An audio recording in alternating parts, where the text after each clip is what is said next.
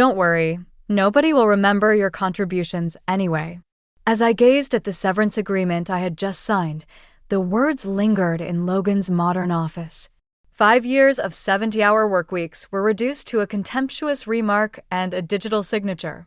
Despite feeling my chest tighten, I kept a straight face. I remarked, "I appreciate the opportunity," as I got out of the seat. Completely professional. I'm Dana Whitaker, a senior systems engineer, or, as of 3 minutes ago, a former senior systems engineer. Our dynamic CEO, Logan Merritt, didn't even glance up from his laptop. After our series, floor-to-ceiling windows were added, and his immaculately combed hair caught the San Diego sunlight. $10 million was raised to expand the business that I had helped start from the ground up.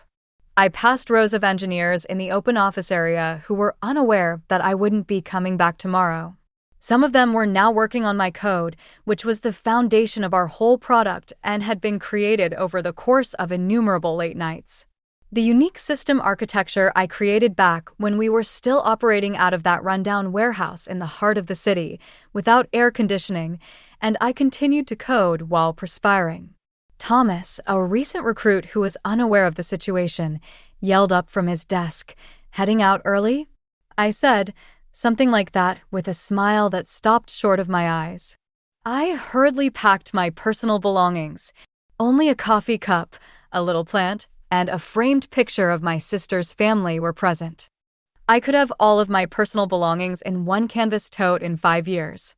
I had given this business everything else. A shiver went up my spine as I waited for the lift. Logan wasn't being cruel when he said that no one would remember my efforts. It was incorrect. My fingerprints were on every line of its system architecture. The paperwork had shorthand notes that only made sense to me and was structured in a manner unique to myself. The thorough guide had been on my to-do list for 3 years, but I had purposefully never started it since I kept putting it off for more important things. I entered the lift as the doors opened. I got a final look around the workplace that had served as my second home as they closed. I then realized that they had no idea what they had just done. I wasn't upset yet, but all of a sudden I saw how valuable I was and where all of the original architecture drafts, version logs, and IP-related letters with my name on it were. My father's failure cast a cloud over me as I grew up. He was a brilliant engineer who designed a revolutionary battery system back in the 90s. When his company went public, they pushed him out and scrubbed his name from every press release. I vowed I'd never let that happen to me. Yet here I was, 29 years old, walking away from Quantum Shift with nothing but a severance check and a non-disclosure agreement that I had carefully reviewed before signing. The NDA covered company secrets, but it didn't cover my personal documentation process or the files I deliberately sent to my personal attorney before I'd even walked into Logan's office. I'd sensed this coming 3 weeks ago, the whispers, the closed-door meetings, the way Logan had started introducing Troy, the new engineering consultant, to our investors. I wasn't paranoid. I was prepared. On the drive home, I called my attorney, Valerie Knowles. "I've been dismissed," I said simply.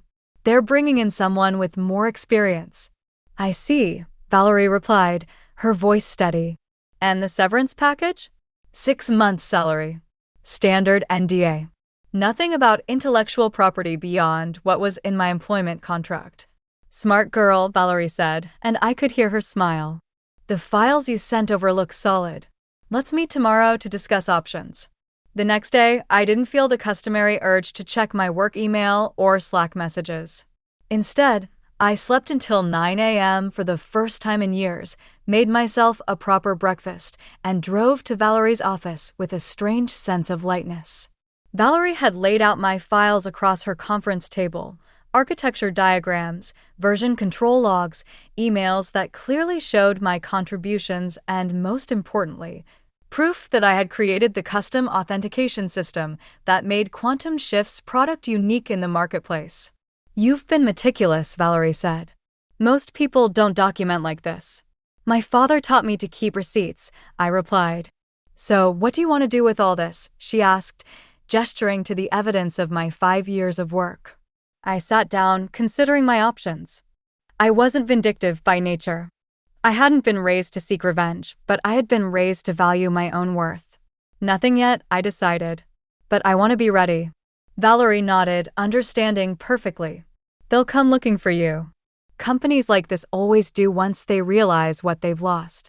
And when they do, we'll be prepared. I left Valerie's office feeling strangely at peace. For the first time in 5 years, my time was my own, and I intended to use it wisely.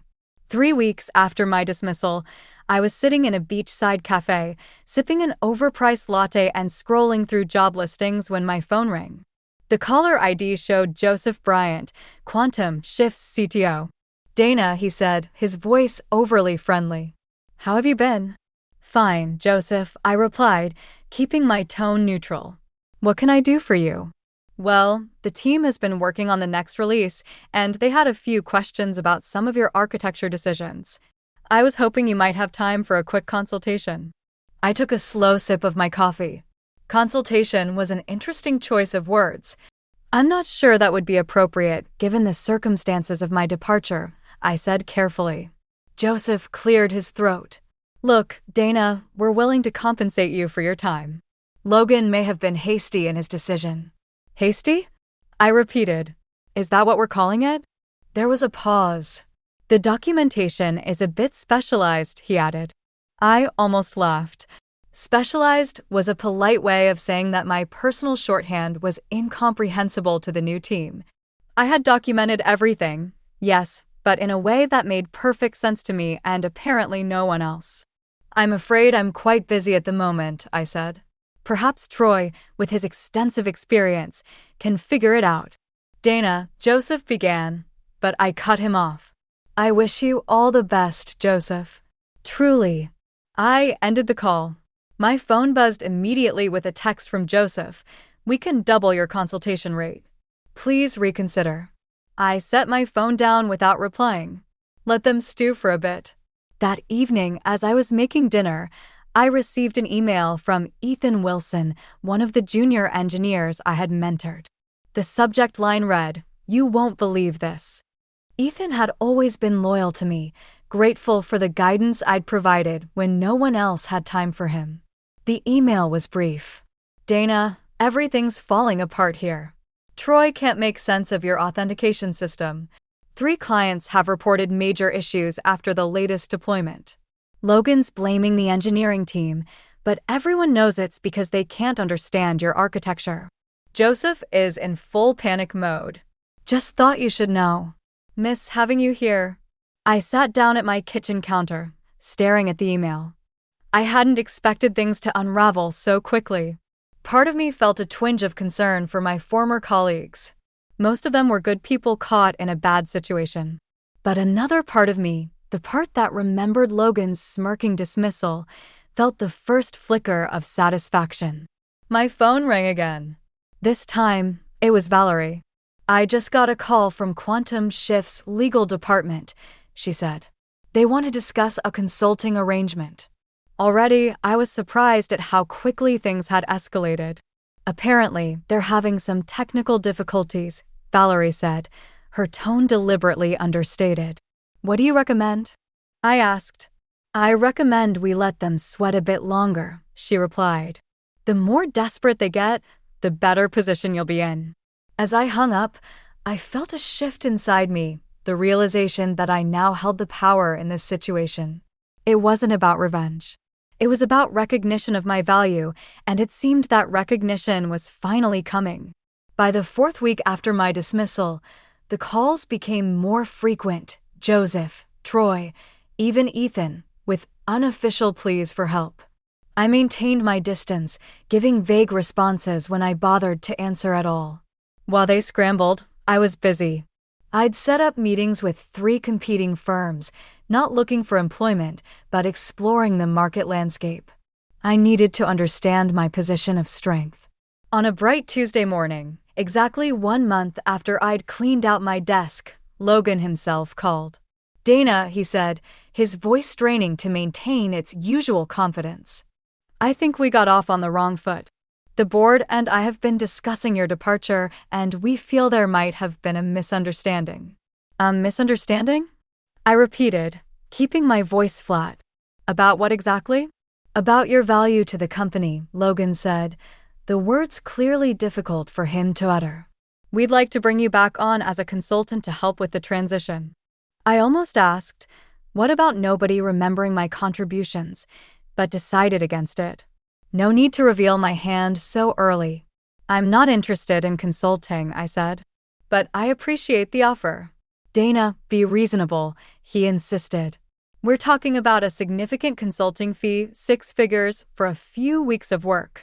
I'm quite busy at the moment, I replied, echoing my response to Joseph. Best of luck with everything. I hung up before he could respond and immediately called Valerie.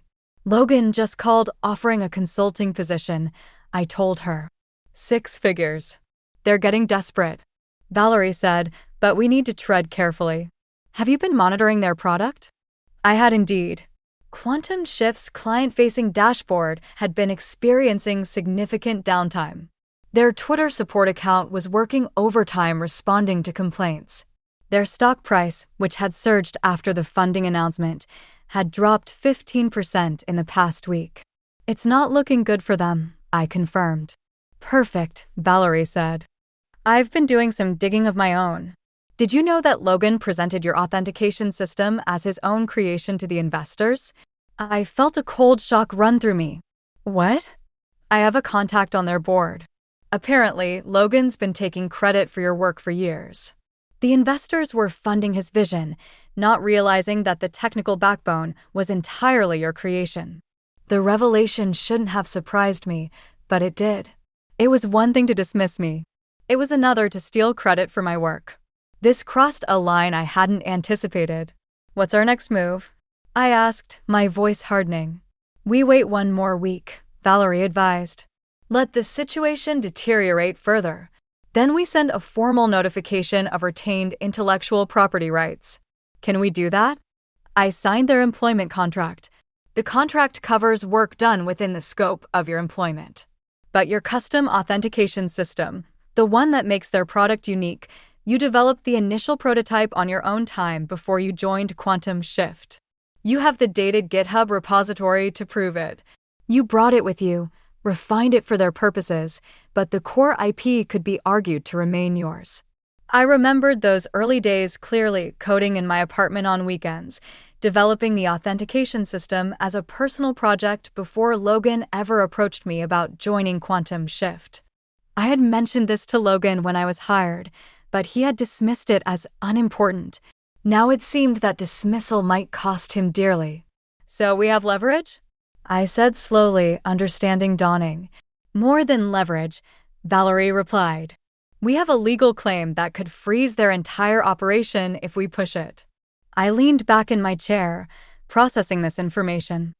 I had walked away from Quantum Shift feeling powerless. Now the tables had turned so completely that I almost felt sorry for them. Almost. 5 weeks after my departure, the situation at Quantum Shift reached a breaking point. Their stock had fallen another 20%, and rumors of client departures were circulating in industry forums. My phone had stopped ringing, a silence more ominous than the desperate calls had been. I was at home watching a documentary when my doorbell rang. When I opened the door, I was shocked to find Olivia Harris, the lead investor from Threshold Ventures, standing on my porch. Ms. Whitaker, she said, her expression serious. I apologize for the unexpected visit, but this couldn't wait. May I come in? I hesitated, then stepped aside to let her enter. Olivia had always been cordial during investor presentations, but we'd never spoken one-on-one. I'll be direct, she said, settling onto my couch. Quantum Shift is in trouble, and I believe you know why. I've heard there are some technical challenges, I replied carefully. Olivia fixed me with a penetrating stare. The authentication system is failing and nobody can fix it. Logan assured us they had redundancies in place for key personnel departures, but that was clearly untrue. I remained silent, waiting for her to continue. What's more concerning, she went on, is that we've discovered discrepancies in what we were told about the company's technical leadership. Logan presented himself as the architectural visionary, with you as merely an implement of his ideas. I couldn't help the bitter laugh that escaped me. Is that what he told you? It is. But our technical advisors have reviewed the situation, and it's become apparent that you were the true architect of the system. Logan misrepresented your role to secure funding. I took a deep breath. I'm not surprised, but I am disappointed. As am I, Olivia said. Threshold invested $10 million based partly on false premises. That's why I'm here, Miss Whitaker. The board has called an emergency meeting for tomorrow. Logan doesn't know I'm meeting with you, but I believe your presence at this meeting is essential. This was unexpected. I had anticipated legal negotiations, not a board invitation. What exactly are you proposing? I asked. I'm proposing that you tell the truth. Help us understand what we're dealing with and what options we have. In return, I promise that your contributions will be properly acknowledged and valued. I thought about this for a moment. I appreciate the offer, Ms. Harris, but my attorney has advised me not to engage directly with Quantum Shift without proper legal protections. Olivia nodded, seemingly unsurprised. I understand. What if we include your attorney in the meeting? This isn't about cutting deals in back rooms. It's about transparency. The investors need to know what's really happening. I considered her proposal. Attending the board meeting could be risky, but it also presented an opportunity to directly address the people with the power to make real changes. I'll need to consult with my attorney, I said finally.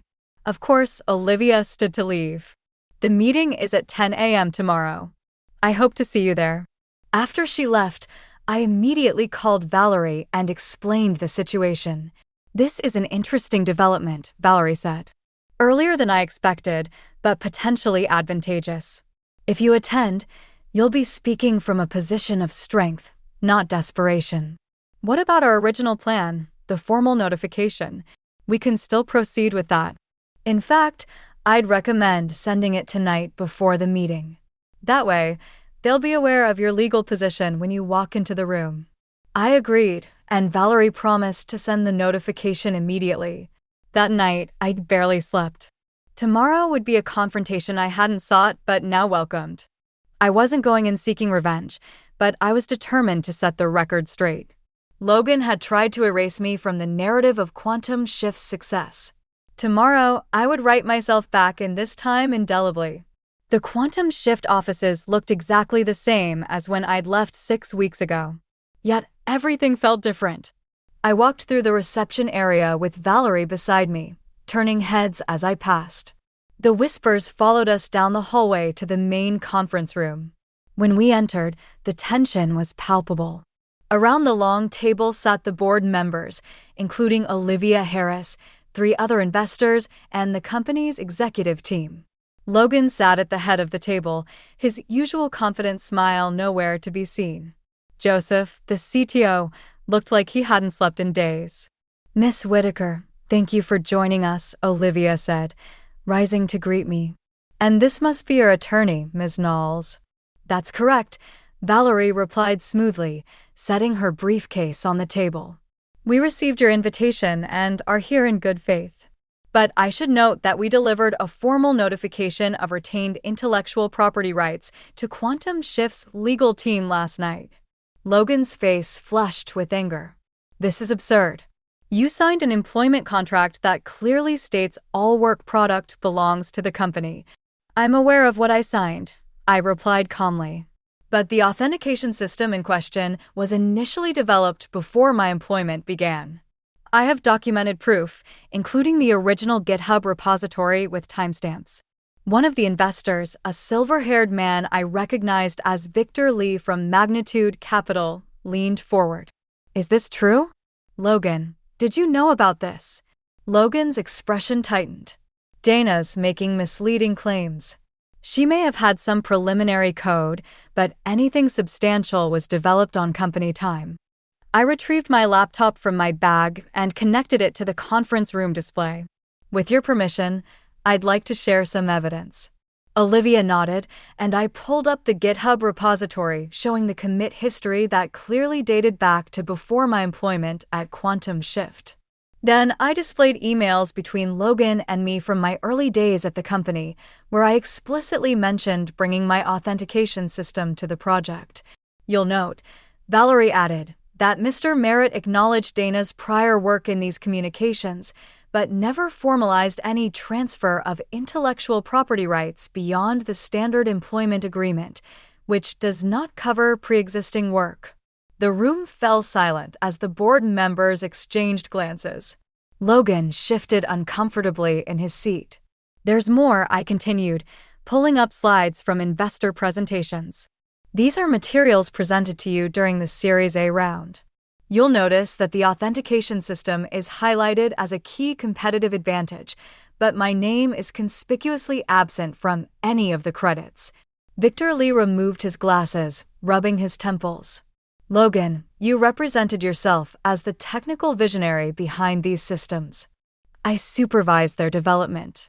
Logan insisted, supervision is not creation.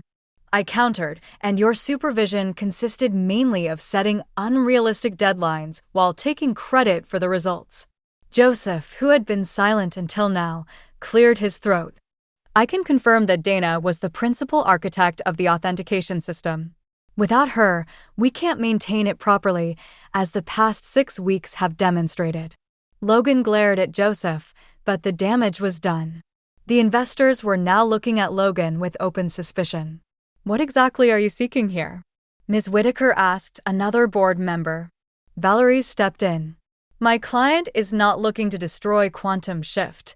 She believes in the product she helped build. However, she requires proper recognition of her contributions, appropriate compensation for her intellectual property, and guarantees against future misrepresentation of her work. And if these terms aren't met? Logan challenged. Then the notification stands, Valerie replied coolly. Quantum Shift will be legally prevented from using the authentication system, effectively rendering your product non-functional. The reality of the situation seemed to dawn on everyone simultaneously. Quantum Shift's $10 million valuation, their entire business model, hung in the balance. And I, the engineer they had so easily dismissed, now held the key to their survival. The emergency board meeting continued for another 3 hours. As discussions intensified, Logan's position weakened with each revelation.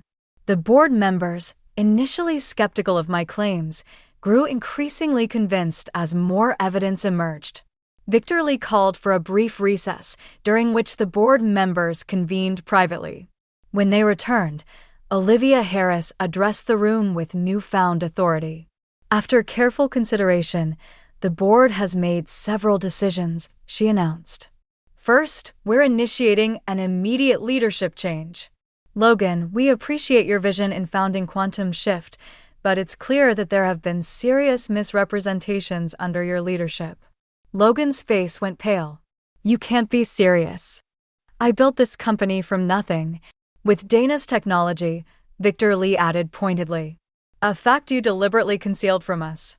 Second, Olivia continued, we're offering Dana a new position as Chief Technology Officer with appropriate equity compensation and full recognition for her past contributions. My heart raced. This was more than I had expected. Additionally, she said, we're proposing a licensing agreement for the authentication system with royalties on all future revenue derived from its use. Valerie and I exchanged glances. This addressed nearly everything we had hoped for. And finally, Olivia concluded, we're requiring a public correction regarding the development of Quantum Shift's core technology, acknowledging Dana's role as the principal architect.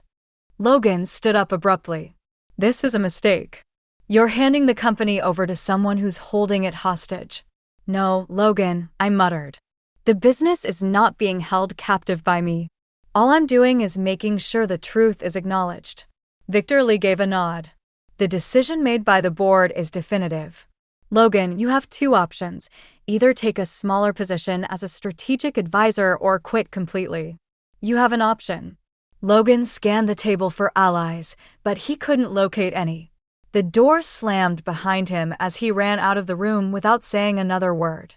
I understood in the stillness that followed that the vindication I experienced had nothing to do with retaliation. Justice was at issue.